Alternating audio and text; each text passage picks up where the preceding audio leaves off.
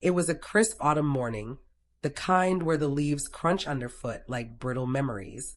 6 months after I buried my husband Henry in that quiet cemetery outside Boston, I decided to drive to the farmer's market in the next town over. I needed fresh apples for pie, something to fill the empty hours.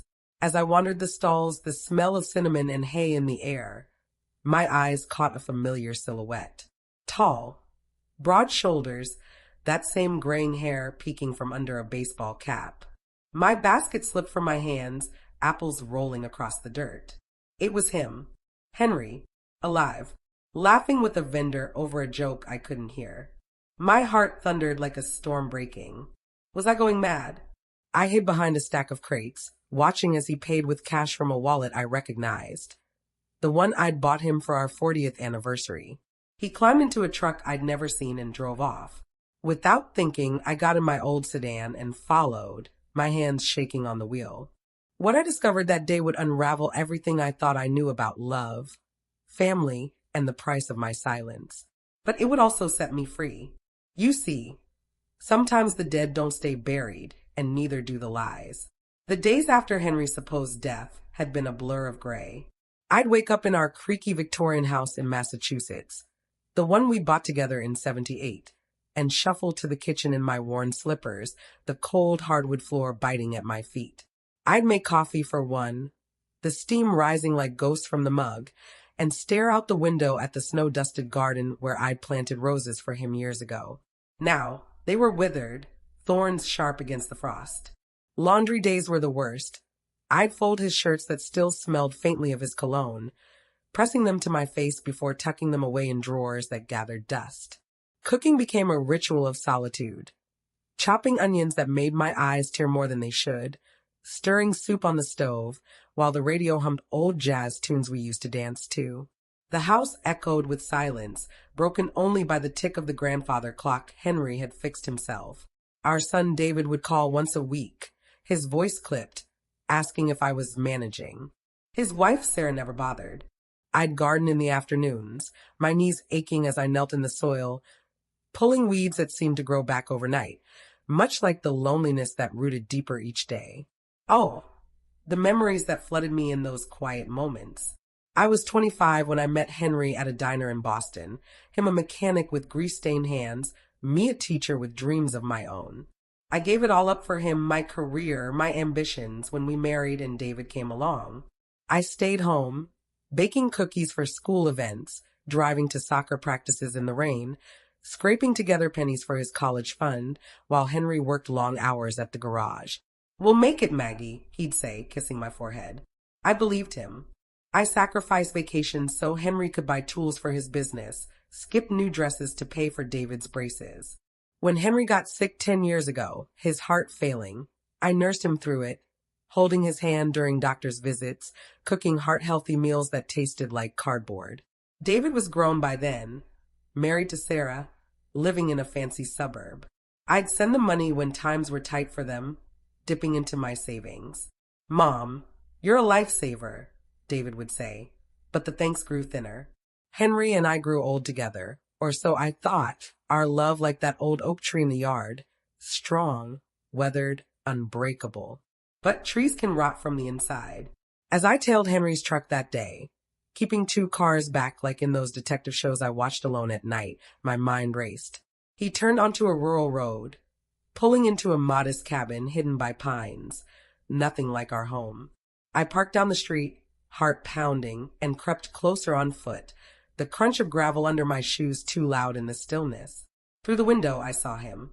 Henry, my Henry, pouring coffee for David. Our son was there, laughing, clapping him on the back. And Sarah, too, setting the table. My world tilted.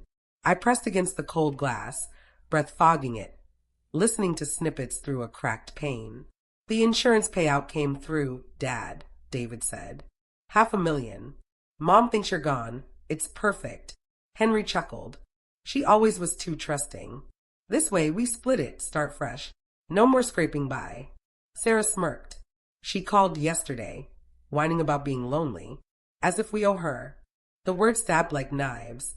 They'd faked his death, A staged car accident, a closed casket I'd insisted on because he wouldn't want to be seen like that. All for the money. My money from years of sacrifice. I'd signed the papers in grief, never questioning. Betrayal burned through me, hot and bitter. How many times had David dismissed my calls? Busy mom. Sarah's cold shoulder at holidays. Henry's illness flares when bills piled up. They'd gaslit me for years. You're imagining things, Maggie. We don't need your help.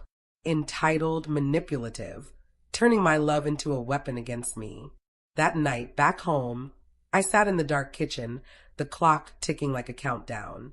The pain was a wave, crashing over me.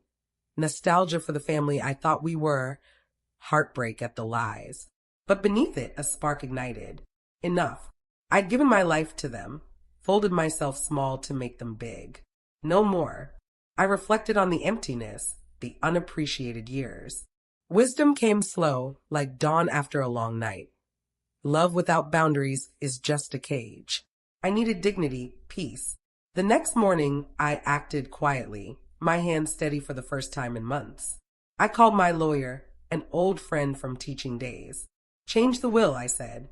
Everything to charity. The house, the savings. Remove David entirely.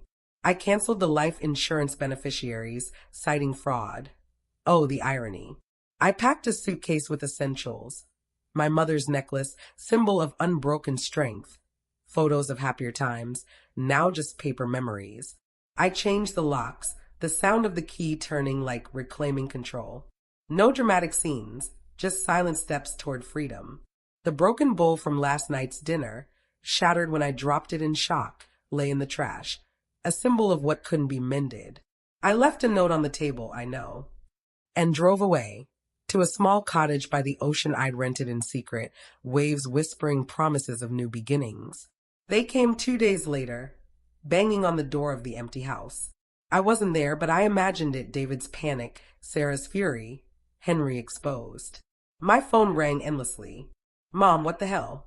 David's voicemail hissed. This is crazy. You're overreacting. Dads, it's not what you think. Gaslighting, as always. Henry left one too. Maggie, let's talk. You owe us that. Begging now, blame shifting. I answered once, my voice calm, cold as the sea breeze. I owe you nothing. You buried our life for money. Goodbye. I hung up, the click final as a locked door. Now I sit on my porch, watching the sunrise paint the ocean gold, waves lapping like gentle applause. The air smells of salt and freedom, the sand warm under my feet. Flowers bloom in pots I planted myself, no thorns this time. The empty chair beside me isn't lonely, it's space for me. I've rediscovered peace, the kind that comes from letting go. Loneliness was the price of their betrayal, but dignity is my reward. Karma whispers in the wind. What you sow, you reap. To anyone listening, remember this. Love yourself enough to set boundaries. Sacrifice is beautiful, but not when it's taken for granted. Let go of the anchors and you'll float. I did.